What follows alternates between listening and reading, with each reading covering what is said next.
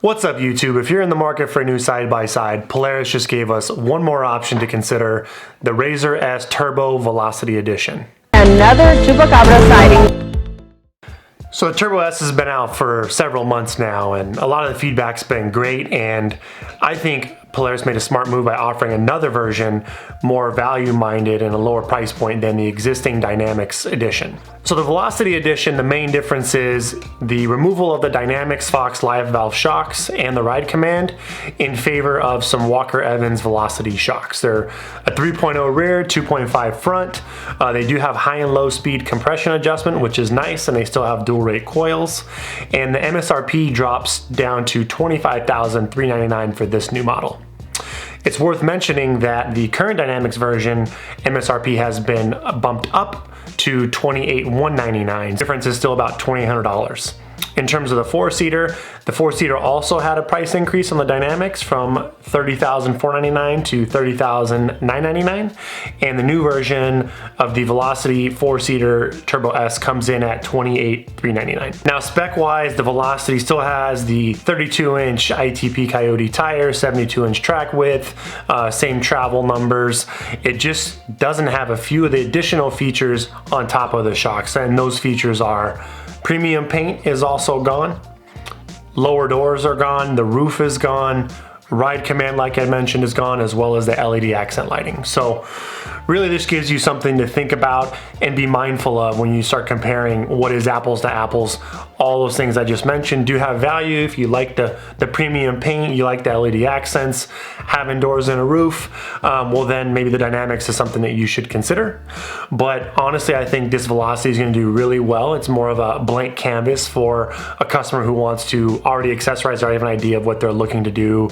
They're probably going to do a cage, maybe some different type of doors. So now with the Velocity Edition, they did make a couple running change improvements, 3 total. The first is 25% increase in power steering assist at high speeds, a new throttle map, which is just supposed to increase some sensitivity and some hit down low, and then finally the clutch box has been redesigned just for cooler belt temps and better airflow. So it's good to see that Polaris is continually working on making improvements just to make the machines even better and more reliable than they already are.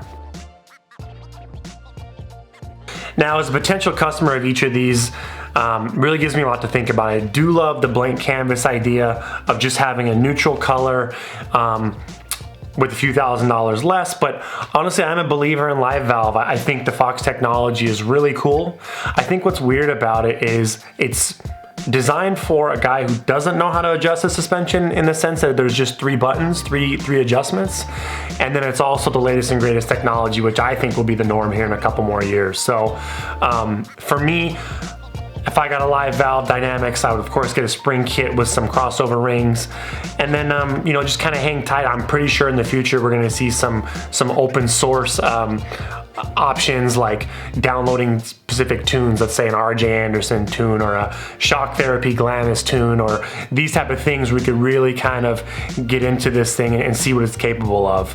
I do think a lot of off-roaders are maybe a little put off by it, just because, you know, as off-roaders, we're kind of like the keep it simple stupid. We don't want one more thing that could potentially go wrong, more complex, more electronics, all those type of things, which is kind of counterculture for most of us off-road enthusiasts. So I would probably, it's hard to figure out based on the price, of course, but I'm not sure which way I would go if I was to buy one of these tomorrow. The bigger question is if you're in the market for new side-by-sides, you're considering a Turbo S or a CanAm X3 XRS, well, then it becomes really complex. Here in Arizona, there's some really good out-the-door deals right now on XRSs, particularly carryover 2018 and 18.5 models. And you can pick up a Smart Lock XRS 2-seater for around 24 grand out the door. So in my opinion, that's the best deal on the market right now.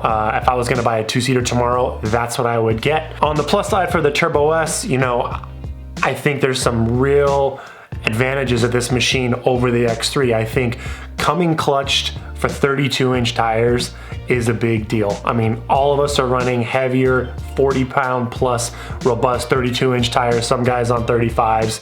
And from what I've seen and heard around the campfire, it sounds like the Turbo S has proven to be really reliable. They beefed up the driveline. They addressed some potential weak points that we've all kind of been griping about for years. So, you know, that's a huge selling point, especially when I'm starting to hear other more interesting thoughts and rumors around the campfire of these Can-Ams. Guys are looking at upgrading their brakes. They want to upgrade their power steering system.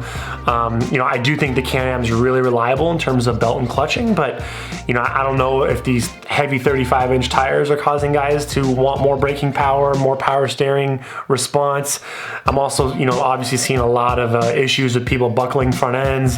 Honestly, if I got an X3, the first thing I would do is get a bulkhead for it, and then I've heard of, you know, some bent trailing arms, those type of things. Maybe more so than some razors, but it's hard to really understand or see what the actual truth is. I think if you're comparing apples to apples, you're gonna buy a Turbo S or an X3 XRS.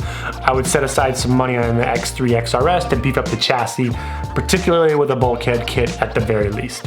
Let me know what you guys think. Comment below. Comment if you think the Velocity is a good step forward, if you think you're gonna buy it over the Dynamix, or you prefer the standard Fox edition. If you liked the video, please like and subscribe, and we've got more great content coming your way. Another Chupacabra sighting. I've never run across anything like this. Do you believe in the Chupacabra?